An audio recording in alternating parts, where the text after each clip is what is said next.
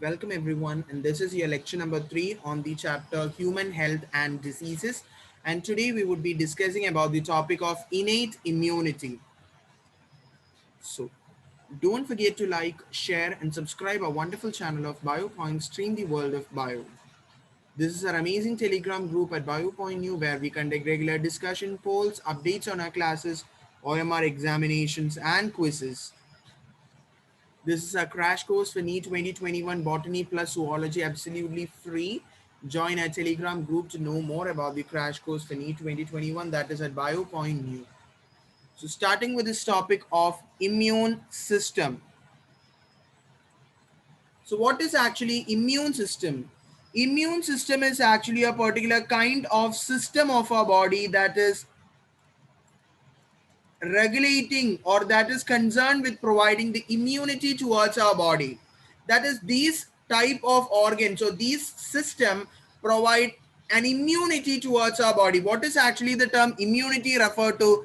Immunity actually means it is a defense mechanism, defense of our body, defense to microbes, not only microbes, any other foreign antigen that enters our body.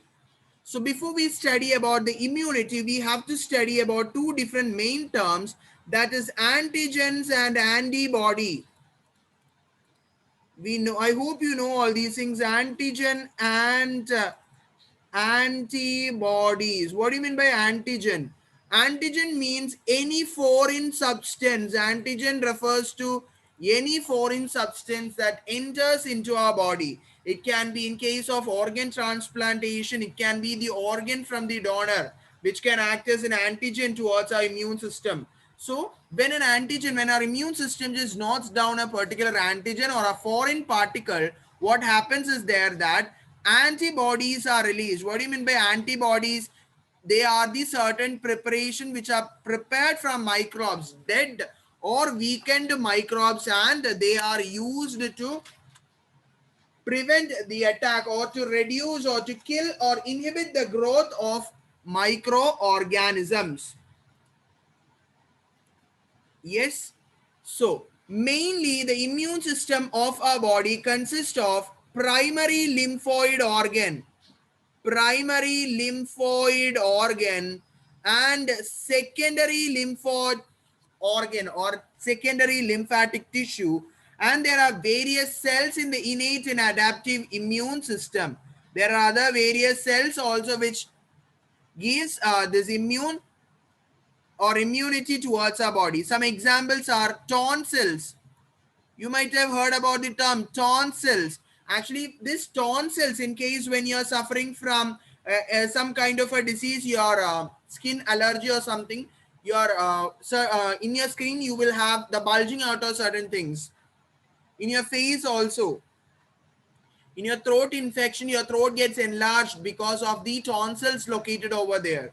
Because when this antigen, maximum activity takes place in the tonsils in order to avoid the activity or the growth of that particular microbes over there in that particular site. So the tonsils will function very largely, leading to the enlargement of certain substance or certain tissue. Next, you might have heard about the lymph nodes and the lymphatic vessel. So through these lymph nodes and lymphatic vessel, you will have a fluid connective tissue, that is lymph, which is straw yellow colored, or yellow straw colored viscous fluid. Thymus, which goes on degenerating. Thymus is an organ which keeps on, is an endocrine gland also which keeps on degenerating as one gets older. These are the lymph nodes. Then bone marrow can protect us from disease. Spleen, graveyard of RBC, Peyer's patches. Lymph nodes and lymph vessels are found in different parts of our body. So the immune system mainly includes the primary lymphoid organ, secondary lymphoid organ, and the various cells in the innate and the adaptive immune system. Let's discuss about each one in detail. First, we are going to discuss about bone marrow. Bone marrow is the site of blood cells production. So these blood cells can either be RBC, WBC or platelets. So bone marrow act as a site of production of blood cells. The B cells of the leukocytes mature in the bone marrow. Okay, so the site of production of blood cells, not only red blood cells, white blood cells can also be formed inside the bone marrow itself. So the site of blood cell production takes place in the bone marrow, and for example, the B cells of the lymphocytes just matures inside this bone marrow. Guys, when you are eating what? The meat of a goat, meat of a goat, you would see a structure like this. When you see when you eat the bone of that particular animal, when you eat the meat, actually this you observe when you eat the meat.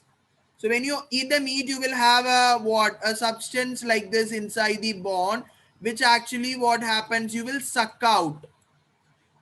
It can be eaten. Okay, it is good for our health, it can be eaten. That is actually the bone marrow. Then next is the thymus gland. We would study in detail about the structure and the hormone, everything.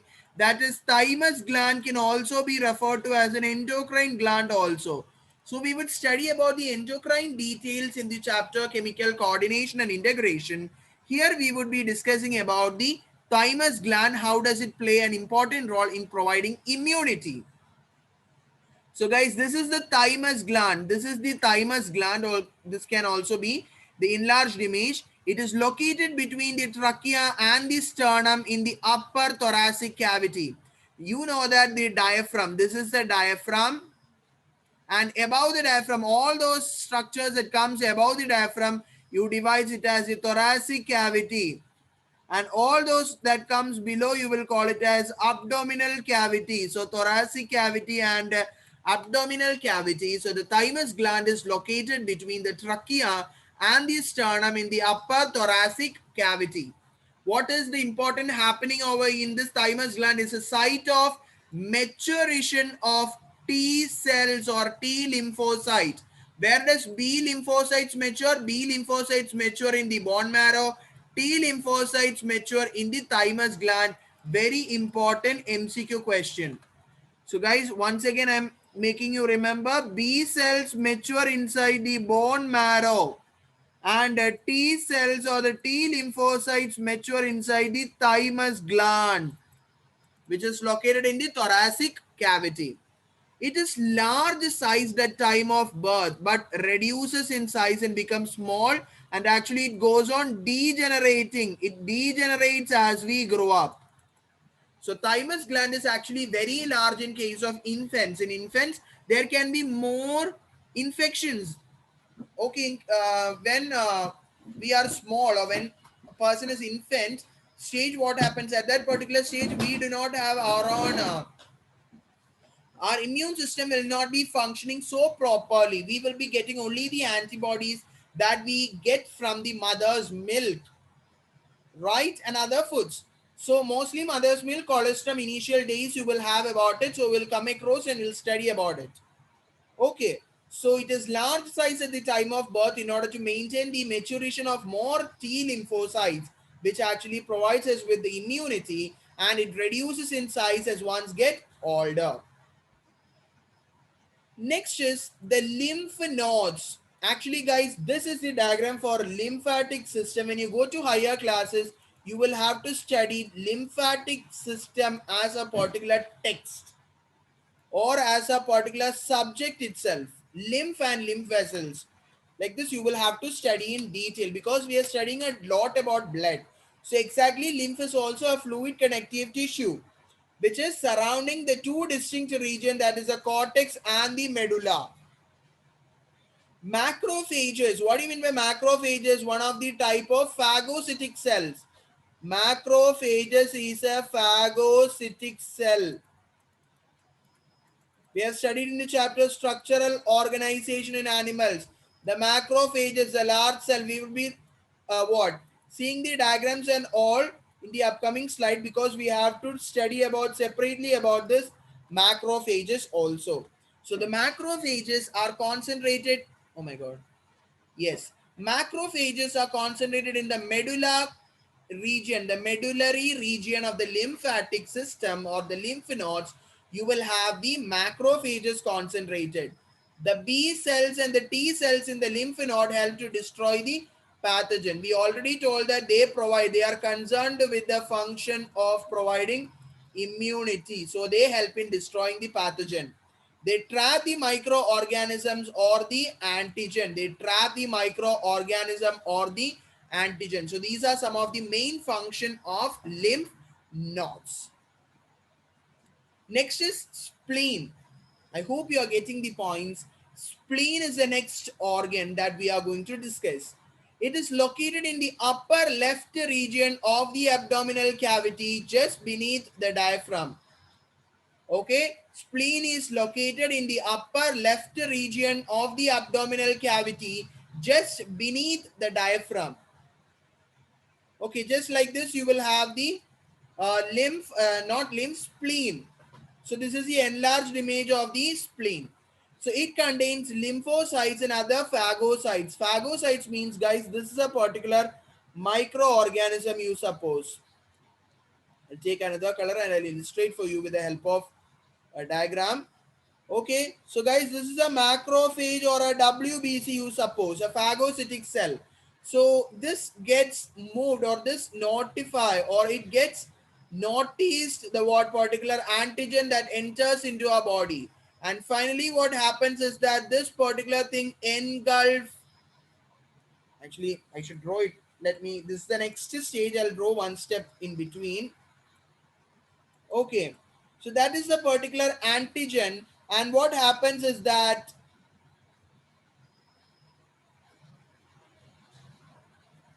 just like this, the WBC starts on engulfing the particular microbe, and finally what happened?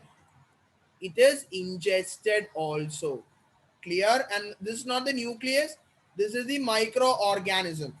So this is how a particular phagocytic cell keeps on protecting us from our body, protects us against diseases or protects our body against the diseases. So what is the main function of spleen? We already gives it a name, that is it is known as the graveyard of RBC.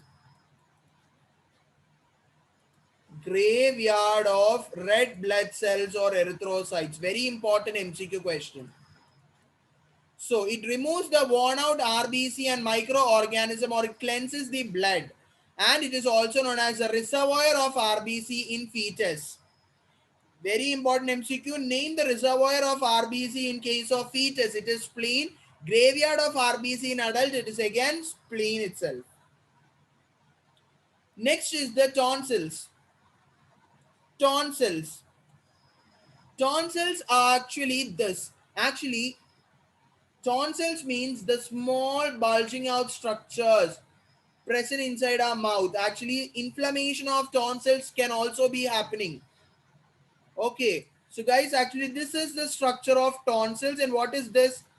Clearly shown, you have studied in the chapter uvula.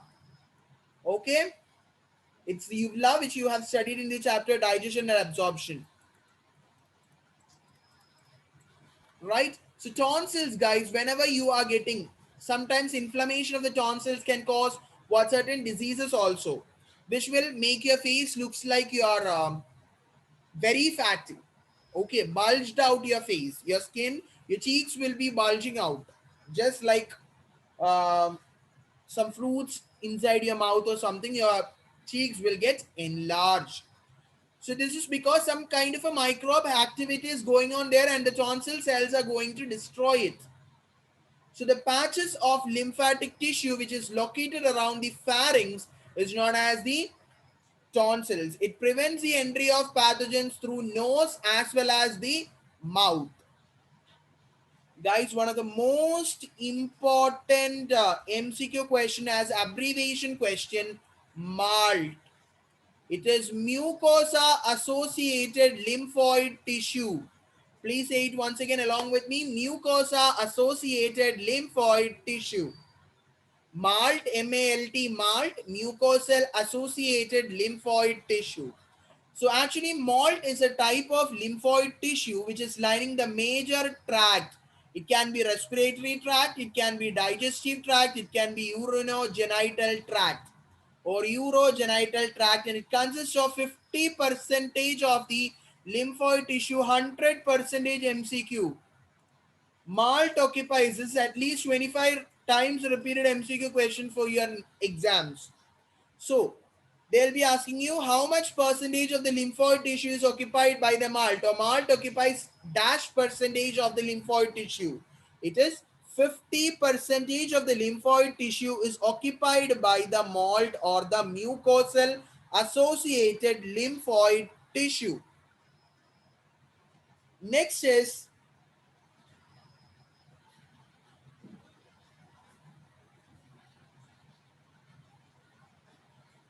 okay. So next is the concept about immunity. Yes.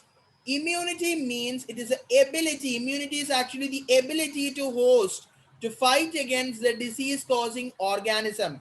What you will call it as the disease causing organism, you will call it as the pathogens.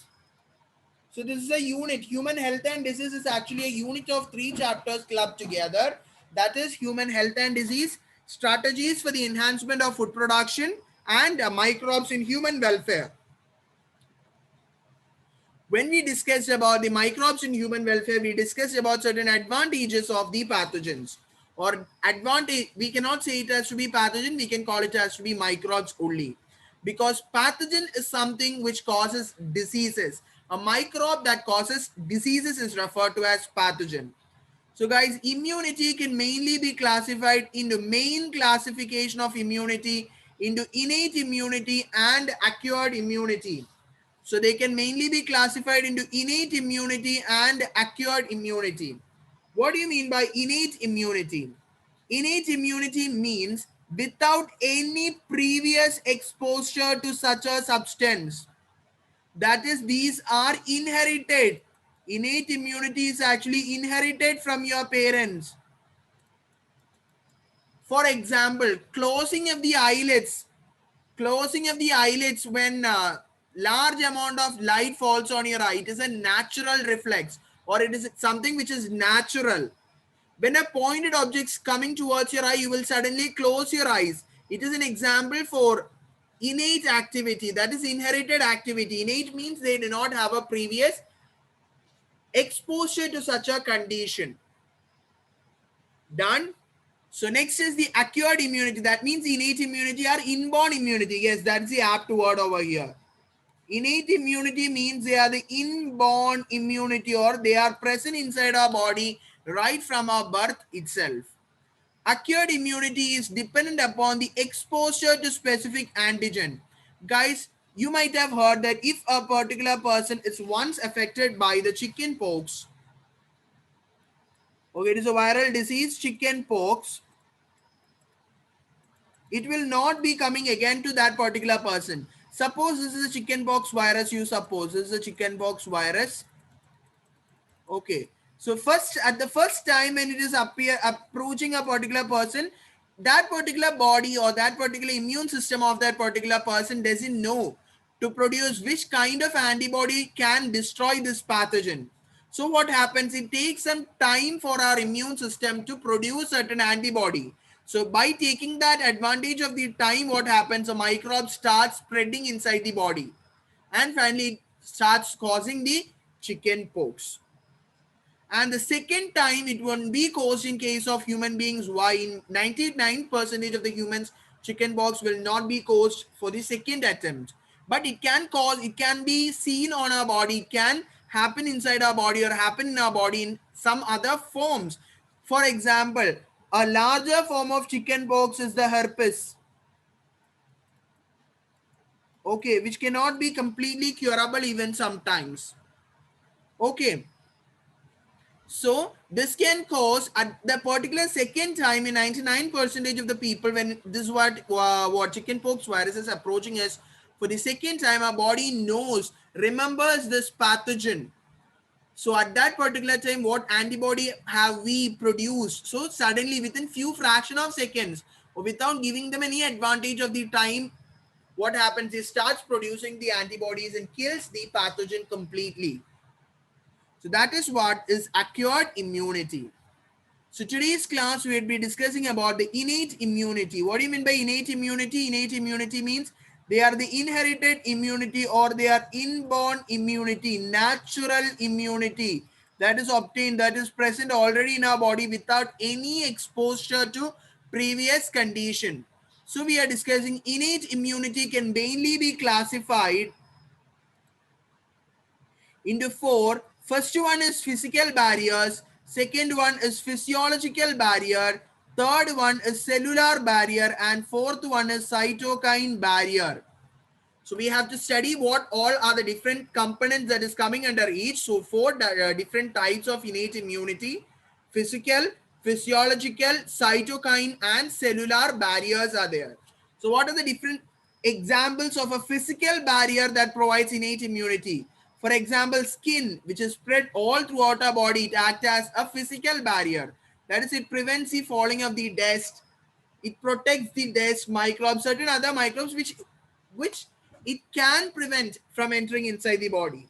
Then mucus, which is present inside our nose, in the respiratory tract, all these things prevents what? Dust and other microbes from entering inside our body. So this can also be a physical barrier. Hair in the nostrils, already told, what prevents the dust particles. Cilia respiratory tract, cilia in the respiratory tract. It also prevents the entry of dust particles and microbes inside the respiratory tract. So that is all about the physical barriers that we have to study in this chapter. Next is the physiological barrier. First example is the lysozyme. Next, gastric juice, saliva. I'm not talking about the lysosome. Guys, lysosome and lysozyme are different. Lysosome is actually a cell organelle. Okay, lysosome is actually a cell organelle which is known as the suicidal bag of the cell. But lysozyme is a particular enzyme which is present inside our tear. It is an enzyme present inside the tear. Next is the sebum and the tears. All these are examples of physiological barrier.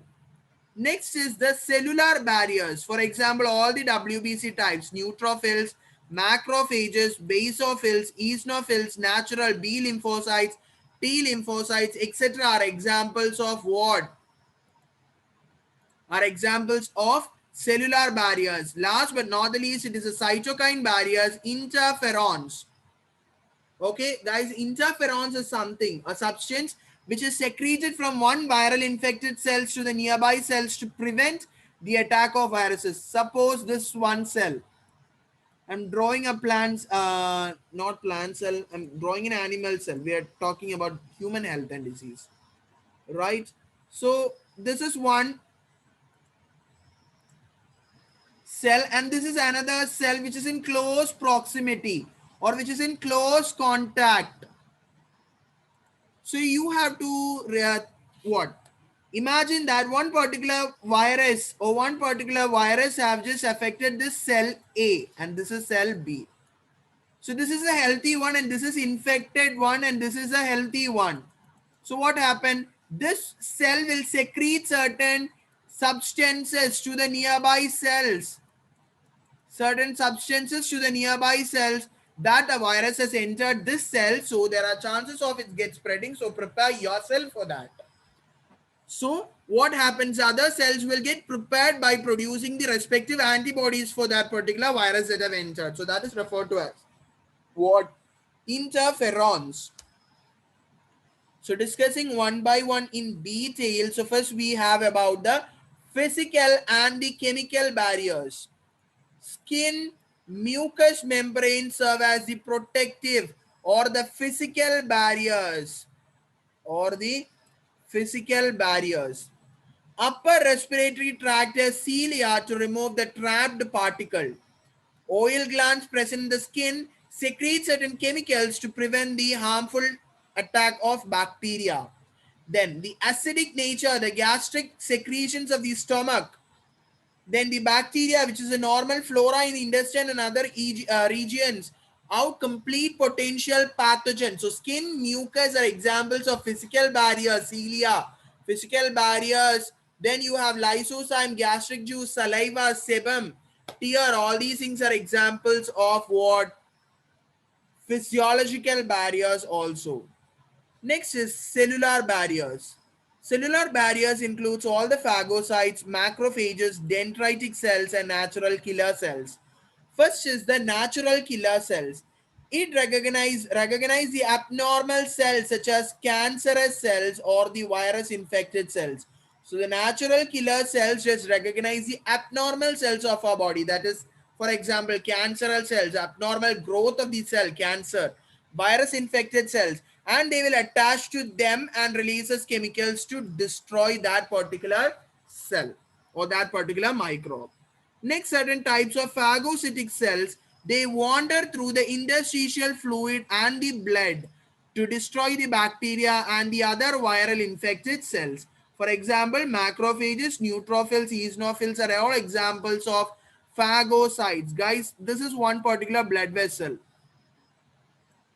Okay, this is one particular type of blood vessel, and just imagine I have to make use of certain colors. This is a particular pathogen that have entered our body. This is one particular kind of pathogen that have entered inside our body. So actually blood is flowing very spontaneously, very smoothly through the blood vessels. Okay, there is no other issue with the body, so everything is going calm and fine. But at that time, when WBCs were flowing, they observed that some other thing have entered our body. So the white blood cells, so this is a white blood cells, amoeboid shape. What happens is that they will squeeze out from the walls of the capillary. They will squeeze out from the walls of the capillary. Squeezing out of the WBC from the walls of the capillary is known as diapedisis. Is known as diapedisis. It is a squeezing out of WBC from the walls of the capillary. So what happens? The WBC will start coming, and what happens? It will engulf this particular virus, and finally what happens? It will completely gets engulfed in it. So that is an example which have to be really mentioned over here because it's very important. Diapedisis, and the engulfing of the bacteria or the engulfing is known as phagocytosis. So every time you get confused with these two terms, phagocytosis and diapedisis. Diapedisis means a squeezing out of the WBC from the walls of the capillary. Phagocytosis means the engulfing of the bacterium. The last innate immunity type is the cytokine barriers. The virus infected cell secretes certain proteins which are called interferons. Actually, interferons are protein which is secreted by adjacent viral infected cells to protect the non-infected cells from further viral attacks. So interferons is actually a protein which is secreted from the virus infected cells to prevent the attack of other cells from the attack of viruses. So this is a flow chart showing the entire activity of the innate immunity as a whole. So take a screenshot or a snapshot for this. Let me recall you once again. Skin, epidermal surface is a specific defense. Protective aspect, keratinized cells of the surface, Langerhans cells.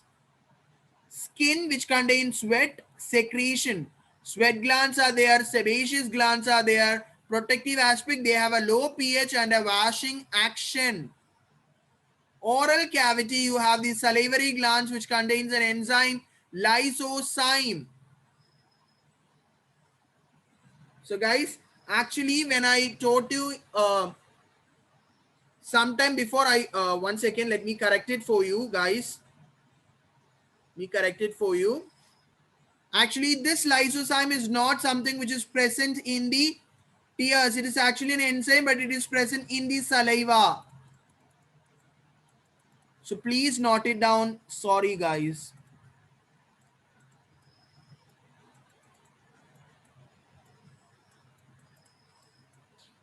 Okay, really sorry. Lysozyme is a particular enzyme which is present in saliva also. In tear also you will have one enzyme named lysozyme itself. Okay. Yes. Next is the stomach, which contains a gastrointestinal tract which have a low pH. Not talking about the stomach, but talking about the gastrointestinal tract which have a low pH. In stomach, you have the production of HCl. Yes, HCl having low pH. That means it is really acidic in nature. Really acidic in nature. So low pH favors a defense mechanism inside the stomach. Mucus, mucosal epithelium, non-keratinized epithelial cells in the skin. Normal flora or the non-pathogenic bacteria. Mucosal tissue prevent the pathogens from growing on the mucosal surface. So that's all about today's lecture. Bye bye guys. See you in the next class with supremely amazing next part of this chapter, human health and diseases.